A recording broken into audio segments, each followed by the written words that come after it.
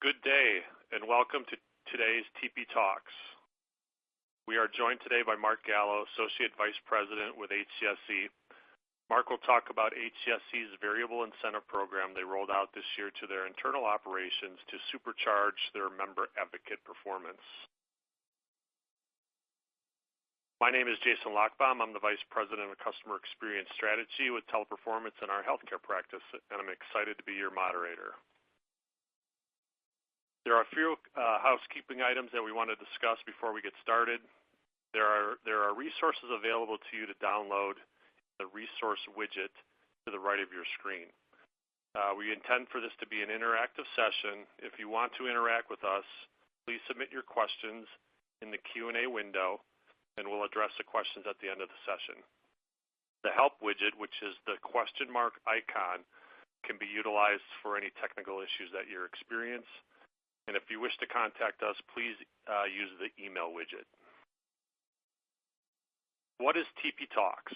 TP Talks is an informative webinar series created by Teleperformance with the objective to provide a forum for customer experience executives like yourself to share best practices, industry standards, innovative ideas, and real-world success stories from people like yourself. We run a different session each month, and many of them will be available on demand for future viewing. A little bit about Teleperformance. Teleperformance has been servicing the customer service industry for over 40 years across multiple verticals. We have over 300,000 associates interacting on the behalf of our clients in over 170 different markets across the globe. We interacted with just over 3 billion people across the world last year across multiple channels for many of the world's leading brands. To give you a feel for that number, that would mean we interacted with just over 9 people in the entire United States to hit the 3 billion people. We're very proud of also the awards that we received from the analyst community. Each company has their own requirements which drives the results for their specific awards, but the common denominator is the voice of the client. I'm very happy to introduce our distinguished guest speaker, Mark Gallo. Mark is the Associate Vice President for HCSC's Consumer Solutions Member Services Organization. Mark is responsible for over 1,700 customer advocates across internal and multiple outsourced operations with locations onshore, nearshore, and offshore. Mark also joined HCSC in 2013 and ran HCSC's telesales team for the initial launch of the Accountable Care Act. Mark in 2016 was selected then to lead HCSC's rapidly growing Consumer Solutions Member Services team. And under Mark's leadership, his operation has experienced year-over-year improvement in quality, first call resolution, customer satisfaction, customer effort, and employee engagement. And what is equally impressive that he has been able to achieve all this while delivering significant savings to reducing the per member per month cost servicing the Accountable Care Act members. Welcome to everybody who is in attendance, and I'm honored to turn it over to Mark. Thanks, Jason. Appreciate the opportunity to speak to this group today about this variable incentive or quarterly performance incentive plan that we rolled out in my space as of January 1st of this year. So I wanted to start with a little bit of background, what we were facing, why we decided to pursue this program. So historically, we had been able to differentiate pay between our phone and non-phone roles. Our organization made a great decision a couple years back to increase the minimum living wage to $15 an hour, which was outstanding for the employees, but then we kind of ran into some challenges with differentiating that pay. So we still consider phone work a differentiated skill set that should be compensated higher than non-phone work. So we brought a few proposals to our leadership team. They challenged us to figure out a way to focus on this as a performance-based play, not just a differentiated base pay. So, we, like many other companies, our primary objective is to continue to drive operational excellence and we felt this program would help in the spirit of that. And as we were designing and implementing this new compensation structure, we wanted to obviously be sure that it aligned with our strategic priorities and our compensation philosophy. We wanted to motivate and drive higher performance from our production staff, both the frontline staff and their supervisors. And then we wanted to align to industry practices, and we wanted to provide competitive compensation levels to be able to attract and retain top talent. So some of the highlights I'd like to go over on this slide. We historically have had an annual performance annual performance incentive plan that would typically pay out in March for the full year. There was very little differentiation between someone ranked a 5, which is kind of the top rating, versus a 1 or 2.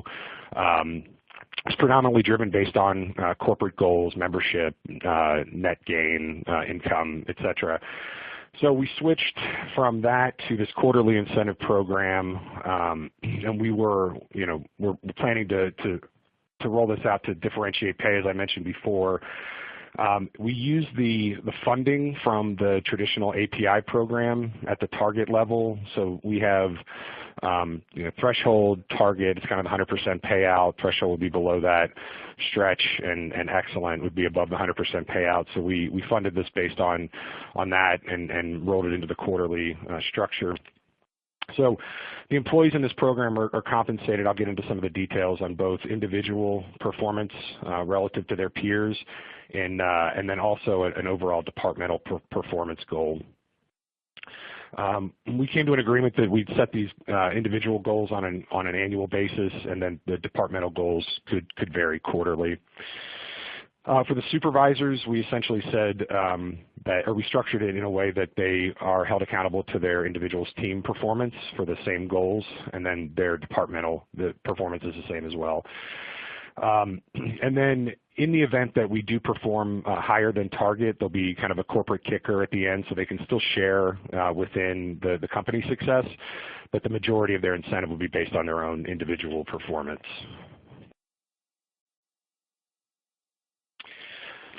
So this slide here, I'll kind of step through the structure of the non-exempt employees on the plan.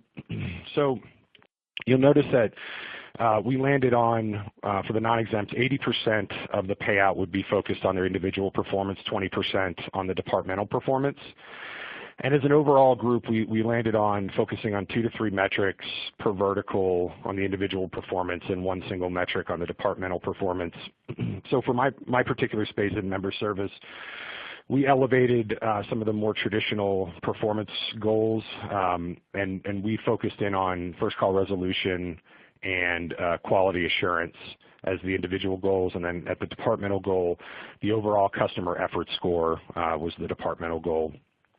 And then you can see in the performance tables kind of how the percentages shake out. So top 10%, next 20, next 40, bottom 20 and 10, and then the potential associated with each of those. So your top performers could earn 2 times that of someone kind of in that middle tier. And then similarly on the right side, based on that customer effort or that departmental performance, there's the scale that pays all the way up to 150%.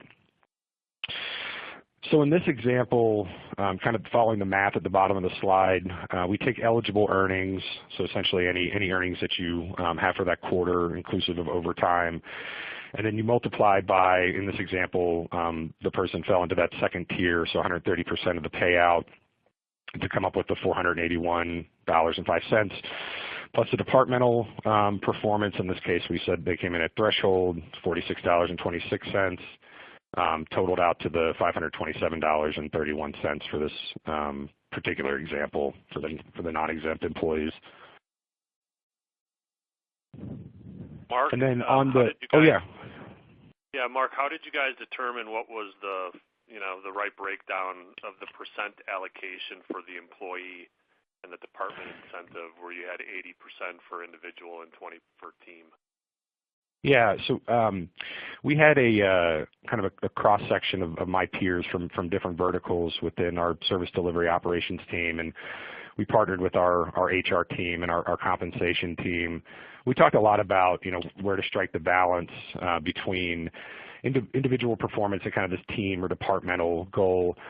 So for the frontline employees, we settled in on the 80-20. So we wanted to balance that with still promoting, best practice sharing and, sharing in some of the success. So there's still that team component to it. So they're not sort of hoarding best practices. And then at the supervisor level, which you'll see on this slide, we actually weighted it a little bit heavier for the departmental performance.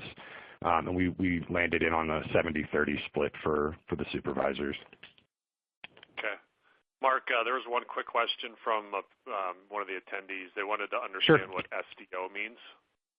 Oh, I'm sorry. Yeah, it's our broader organization, service delivery operations. So we've got about 10,000 folks within our service delivery operations area internal to HCSC, and then we have about 6,000 to 7,000 supplier partners that we contract with as well. Okay. So I'll quickly step through the supervisor structure. Again, it's similar to the slide before in terms of kind of the concept and the payout structure. As I mentioned before, 70-30 on the weighting versus 80-20 for the non-exempt staff. They're focused on the exact same metrics. Again, it's based on their team's performance and how that ranks will impact their payout. And then we use the exact same departmental goal of customer effort for this. So again, kind of stepping through the eligible earnings times their team's performance plus the departmental performance equals the quarterly incentive payout structure or payout amount rather.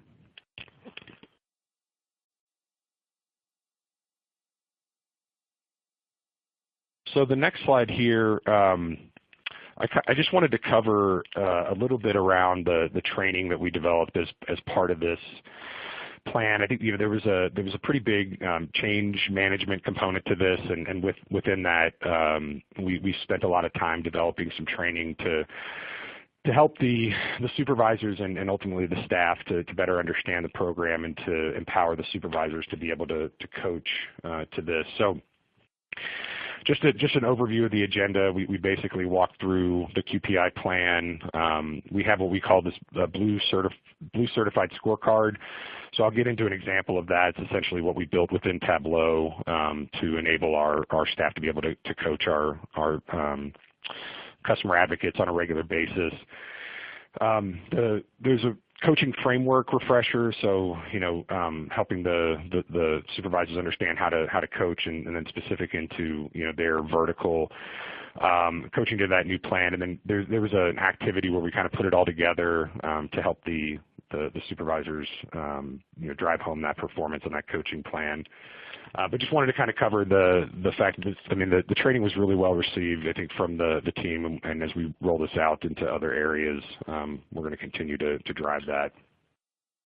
Hey, Mark, there was an interesting question that came in. Sure. Can you explain what the ratio of the incentive to regular earnings for both supervisors and staff level employees is? Say that one more time for me.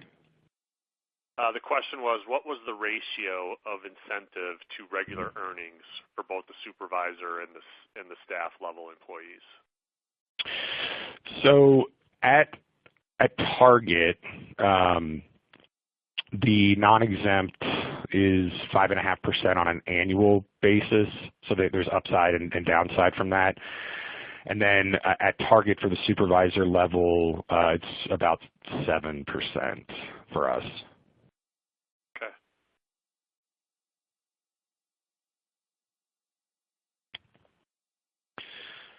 So also as part of the kind of the rollout and the pilot, we took a number of opportunities to survey the team to understand what they're feeling, or what questions they have, how they're acclimating to the new program. But we wanted to hear from the staff specifically around how their performance was being measured and how it impacted their payout, making sure that they understood the new program and all the components of it. We also wanted to understand how effective the training was that I mentioned before and the scorecards that we built. how effective they were to help them understand their performance and obviously their supervisor's ability to coach them. I think one of the interesting things that we noticed, kind of a cultural change, is listed at the bottom of the slide, is the frontline staff, as we rolled this out, was a lot more proactive in terms of discussing performance and coaching. They were sort of demanding the scorecards. They were driving more of the coaching conversations. Obviously, this was impacting their bottom line, their compensation. But it was great to see just a higher level of engagement as a result of this. So looking to see that continue. But that was one piece of feedback as well. And go to the next slide here. So this is the scorecard that we designed within Tableau, and I know it's kind of hard to read, so I'm not going to try to make you strain to read all the numbers on here. But essentially, what we did was we set this up to where we have a subscription emailed weekly to the staff, so they could see how they're performing personally, and then as a comparison to their peers. So while we don't currently, we're not as transparent as to say, Mark is number one, Jason's number two, or anything like that. But they can see, if there's 100 people in their peer group, where they fall for that particular point in time within the quarter. So, I know I'm trending to be in the top 10 or the middle 40% or whatever that is. And again, I think the transparency was really well received. We got a lot of good feedback from the production staff in terms of just understanding where they fell within that within their peer group. So we got a lot of responses around, I didn't realize I was one of the top people, or I didn't realize I was in the bottom 10%, and I need to step it up and figure out how to get better. So again, just creating that transparency, I think, has been a bit of a culture shift for us in the right direction.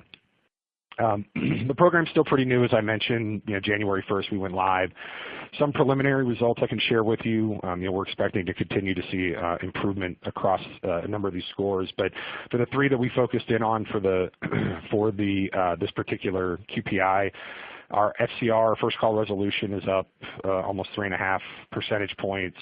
Our quality assurance scores are up a little over 5 percentage points. And our customer effort score has improved a little over 3 percentage points since we rolled this out. And Mark, has this been rolled out just to your strategic business unit? Yeah, so to date, it has been rolled out and sort of piloted within my space, and actually it's a good segue into the next slide.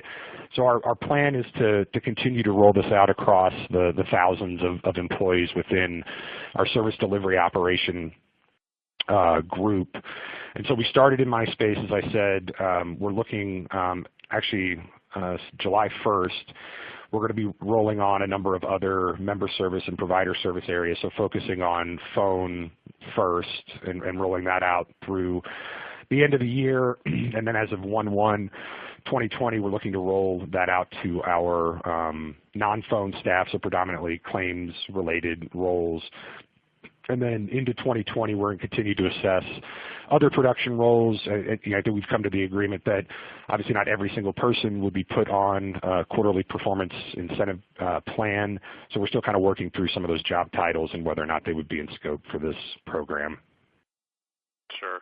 Mark, could you define what customer effort metric means within your world? That was one of a question that just came across from one of the analysts. Yeah, so essentially we have a survey that goes out within 48 hours of an interaction. It's random. We don't survey the same people, over X amount of months. But one of the questions in that survey is related to the level of effort that it took to resolve their issue, and then we devise the customer effort score based on that. Okay. Please feel free to ask questions through the Q&A portal of the resource tool.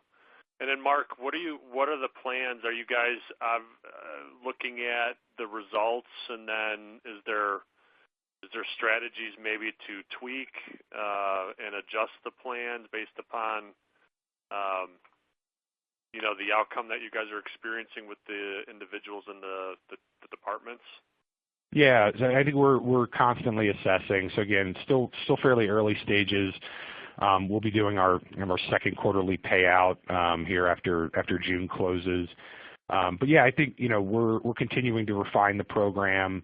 I think the kind of the overall structure will likely stay the same, but some of the details behind it we may make some adjustments to, and obviously we're keeping a really close eye on performance and if this is actually driving the results that we want and desired as we design this program.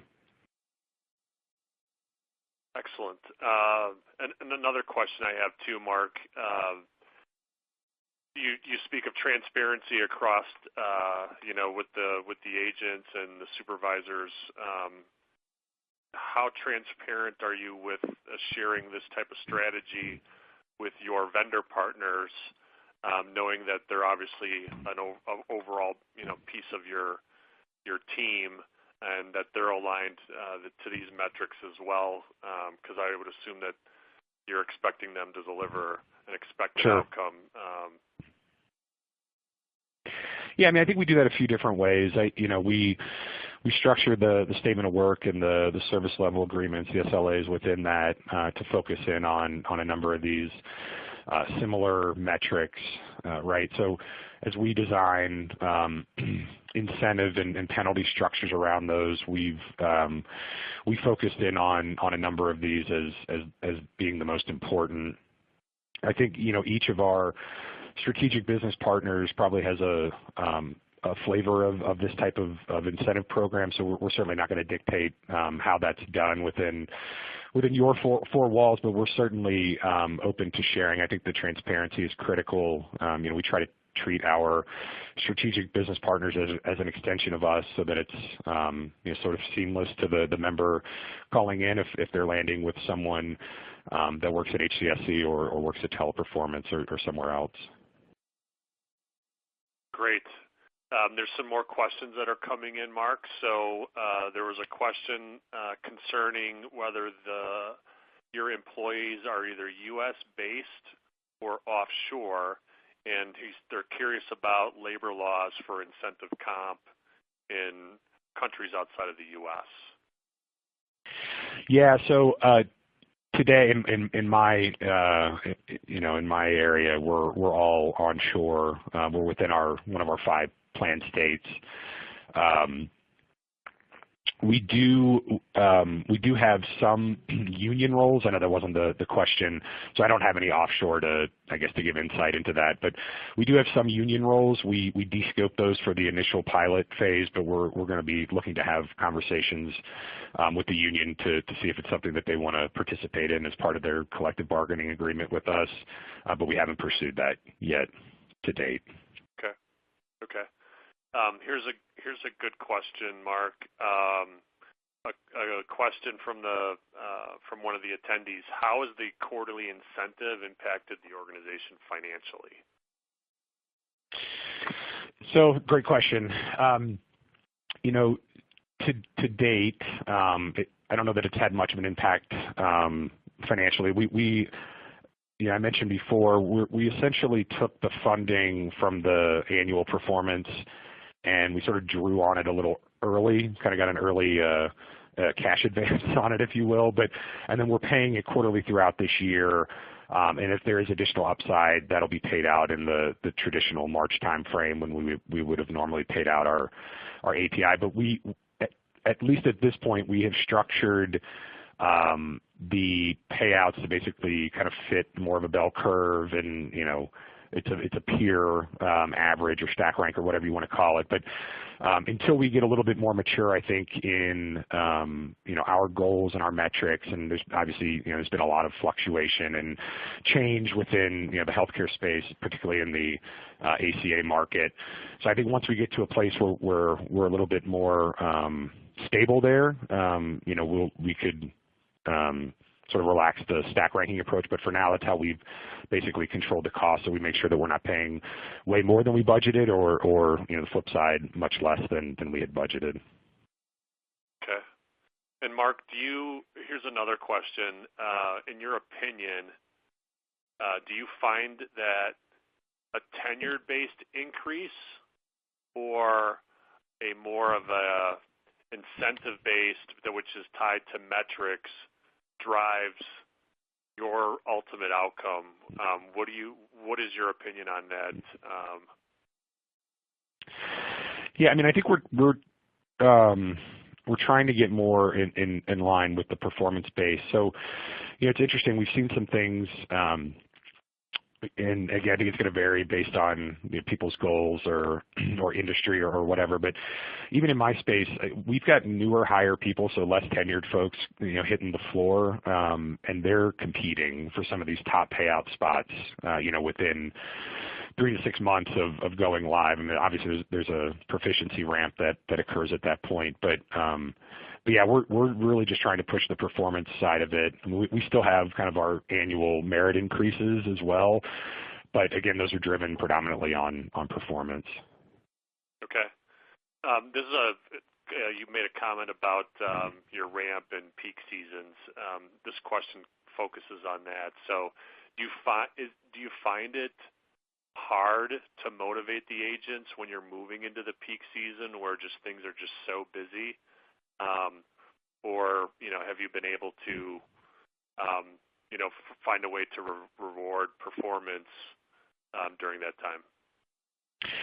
Yeah, I mean, I think we've managed to keep the team motivated. Again, I think it's incumbent upon us to be able to create that space to coach and allow those discussions to continue happening. Obviously, there's going to be some weeks where it can't happen just based on peak seasonal call volume. But it shouldn't go on for months on end. At least we shouldn't be designing it that way. So we rolled this out. It was pretty busy season for us, January 1st. So we were communicating this and training on this in November and then into early December. So again, there was a lot of excitement around it because it was new. But it'll be interesting to see if there's any sort of decrease in engagement or motivation going into this coming peak season. But to date, we haven't had any challenges with that. Okay. And another question is, how did you determine which metrics would drive the incentive plan, right? I mean, in the beginning you had mentioned first call resolution, CSAT, customer effort, voice of the customer. I mean, there's multiple, I think, metrics that you're measuring your operations on. How did you land at those three? Yeah, so I mean, we drew from kind of the broader set of goals. So, we have 4 or 5 goals for our frontline employees, and we essentially try to take the ones that we thought had the most impact to member experience and elevate those.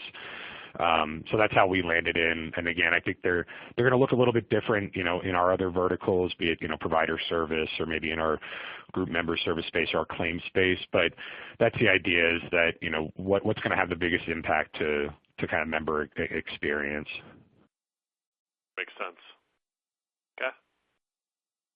All right. I think those are all the questions that we've gotten through. I think we got through all of them, Mark, and that almost puts us right at the time. So I want to thank you, Mark, again for walking us through the plan and also answering the questions from the attendees. As a reminder, you can download the resources for the webinar on demand. The webinar will be available in 1 day after the webcast, today's webcast, and you can find the link in the resource widgets to your right of your screen. And again, once again, thanks, Mark, for your time today. We appreciate the insight and your sharing the incentive plan for us. And we hope everyone has a great rest of the day. And thanks again. Thank you very much.